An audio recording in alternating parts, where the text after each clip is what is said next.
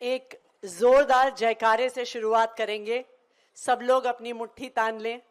भारत माता की, भारत माता की, वंदे वंदे, इनकलाब इनकलाब।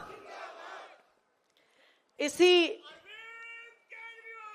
जिंदाबाद, इसी भारत माता के जयकारे से, इसी इनकलाब के जयकारे से रामलीला मैदान गूंजा था, जब दिल्ली भर से, देश भर से आए लोग, जिन्होंने शायद कभी अपनी जिंदगी में अपने घर से, अपने काम से, अपनी नौकरी से बाहर कदम भी ना रखा हो, लेकिन जब एक भ्रष्टाचार विरोधी आंदोलन की शुरुआत हुई, एक भ्रष्टाचार के खिलाफ लोकपाल कानून के आंदोलन की शुरुआत हुई, तो देश के चप्पे चप्पे से लोग अपने घरों से बाहर निकले, बदलाव के लिए बाहर निकले, एक बेहतर सरकार के लिए बाहर निकले।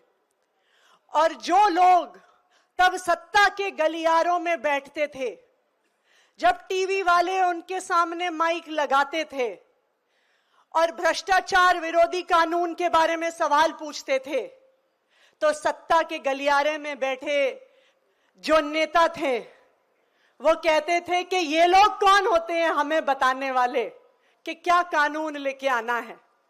अगर ये चाहते हैं कि कानून लेके आए तो ये चुनाव लड़े, चुनाव जीते और फिर कानून लेके आए।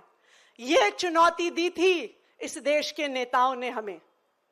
उन्हें क्या पता था कि इस देश के इतिहास में, इस देश की राजनीति में चमत्कार लाने वाला एक 5 फुट 5 इंच का छोटा सा आम आदमी रामलीला मैदान में अन्ना हजारे जी के साथ स्टेज पर बैठा था। अरविंद केजरीवाल जी वो व्यक्ति हैं जिन्होंने ना सिर्फ इस देश में बदलाव का सपना देखा, लेकिन उस सपने को साकार करके दिखाया। एक बार जोरदार तालियां आम आदमी पार्टी के मुखिया अरविंद केजरीवाल जी के लिए। जब 12 साल पहले संविधान दिवस पर आम आदमी पार्टी की शुरुआत हुई थी, मुझे आज भी याद है, लोग हम पे हंसा करते थे। हमारे दोस्त, हमारे रिश्तेदार हम पे हंस के कहते थे, तुम लोग राजनीति करोगे, तुम्हारे पास ना मनी पावर है, तुम्हारे पास ना मसल पावर है, ना तुम जात पात की बात करते हो, ना धर्म की बात करते हो। ऐसे राजनीति नहीं होती है इस देश में। मुझे आज भी याद है, जब दिल्ली के चुनाव लड़ने का समय आया और हमारे मुखिया अरविंद केजरीवाल जी 3 टाइम की मुख्यमंत्री रही शीला दीक्षित जी के सामने जब नई दिल्ली से चुनाव लड़ने गए, तो हमें बहुत लोगों ने कहा कि देखो, अगर अरविंद जी किसी और सीट से लड़े होते तो शायद 1 सीट तो आम आदमी पार्टी की आ गई होती, लेकिन अब अरविंद जी भी शीला दीक्षित जी के सामने लड़ रहे हैं तो आम आदमी पार्टी की 1 भी सीट नहीं आएगी। ये थे 2013 के वो दिन। लेकिन मुझे गर्व है इस बात पे कि इस पार्टी के एक एक कार्यकर्ता ने अपने खून पसीने से, अपनी मेहनत से इस पार्टी को खड़ा किया। ना सिर्फ 2013 में हमारी सरकार बनी, 49 दिन की उस सरकार को देश भर में पहचाना गया। और जब भारतीय जनता पार्टी ने षड्यंत्र करके चुनाव रोक दिया, तो इन्हीं कार्यकर्ताओं के दम पे जब 2015 में हमने दिल्ली में चुनाव लड़ा, तो आम आदमी की ताकत को दिल्ली के लोगों ने और हमारे कार्यकर्ताओं ने देश भर को दिखा दिया और 70 में से 67 सीटों के साथ आम आदमी पार्टी की सरकार बनाई, अरविंद केजरीवाल जी को दिल्ली का मुख्यमंत्री बनाया। इसी सब से बौखला गई ये दूसरी पार्टियां।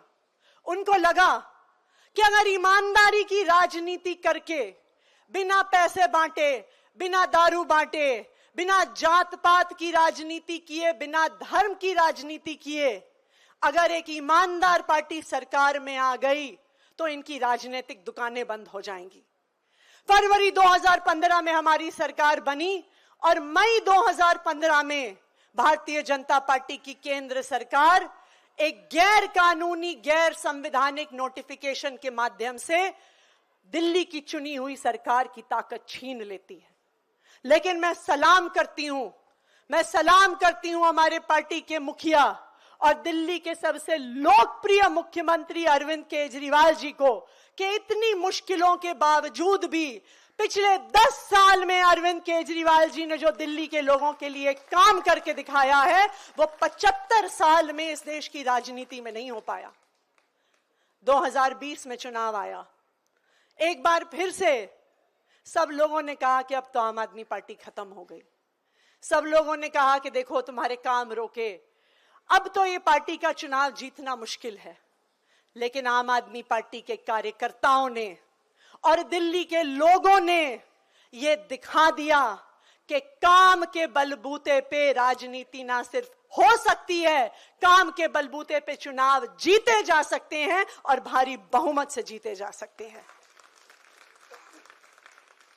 अगर कोई पूछे कि हमने इस 12 साल में क्या पाया, तो ये तो बिल्कुल सही बात है कि हमने इस 12 साल में एमएलए पाए, एमपी पाए, पार्षद पाए, एक राष्ट्रीय पार्टी का दर्जा पाया।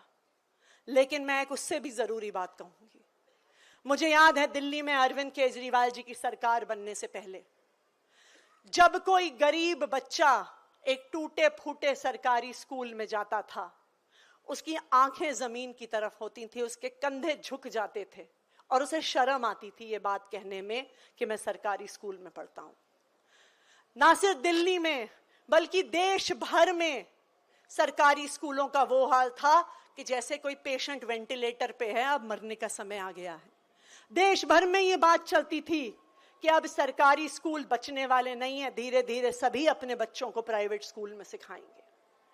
हमने 12 साल में ये पाया कि आज दिल्ली के सरकारी स्कूलों के नतीजे प्राइवेट स्कूलों से बेहतर आ रहे हैं। हमने 12 साल में पाया कि गरीब से गरीब परिवार से आने वाले बच्चे आज आईआईटी, जेईई का एग्जाम पास करके बड़े बड़े इंजीनियरिंग कॉलेज में एडमिशन ले रहे हैं। और आज हमने ये पाया, और मैं कहूंगी आम आदमी पार्टी के इस सफर से पूरे देश ने ये पाया कि आज देश की हर सरकार सरकारी स्कूलों को ठीक करने पे काम कर रही है, दिल्ली मॉडल से प्रेरणा लेके काम कर रही है, अरविंद केजरीवाल जी से प्रेरणा लेके काम कर रही है। 12 साल में हमने क्या पाया? पहले दिल्ली में रहने वाले किसी गरीब परिवार को अगर परिवार का कोई एक सदस्य बीमार हो जाए, उसका इलाज कराने के लिए अपने गहने गिरवी रखने पड़ते थे, अपना घर गिरवी रखना पड़ता था। लेकिन आज 10 साल के बाद अरविंद केजरीवाल जी ने दिल्ली में, और हमारे सत्येंद्र जैन जी जो आज हमारे बीच में है, बहुत समय के बाद, जो इस संघर्ष के बाद हमारे साथ हम लोगों के बीच में है, जो स्वास्थ्य क्रांति वो लेकर आए।